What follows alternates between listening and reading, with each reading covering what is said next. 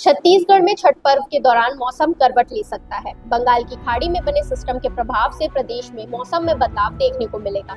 इसके असर से आने वाले 4 दिनों तक कई जिलों में हल्की से मध्यम बारिश होने की संभावना है। खास तौर पर बस्तर संभाग में बादल गरजने के साथ बारिश के आसार बने हुए हैं। रायपुर, गरियाबंद, धमतरी और जशपुर समेत कई जिलों में मौसम विभाग ने बिजली गिरने का अलर्ट जारी किया है।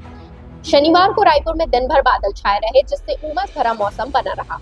आज भी राजधानी में आंशिक बादल छाए रहने की संभावना जताई गई है। आपको बता दो, शनिवार को रायपुर में अधिकतम तापमान 32.9 डिग्री सेल्सियस दर्ज किया गया, जो प्रदेश में सबसे अधिक रहा। वहीं अंबिकापुर में न्यूनतम तापमान 17.9 डिग्री सेल्सियस रिकॉर्ड किया गया। पिछले 24 घंटों में बस्तर के गीदम में 40 मिलीमीटर, भैरमगढ़ और छोटे डुंगर में 20 मिलीमीटर बारिश दर्ज की गई।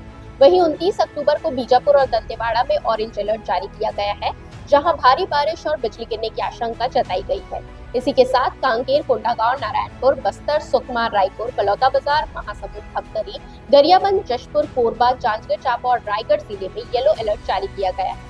इन इलाकों में गरज चमक के साथ बिजली गिरने की संभावना बनी हुई है। इस समय हो रही बारिश किसानों के लिए चिंता का कारण बन सकती है। कई क्षेत्रों में धान की कटाई पूरी हो चुकी है, लेकिन फसल अभी खेतों में पड़ी हुई है। ऐसे में बारिश से फसल के खराब होने का खतरा बढ़ गया है।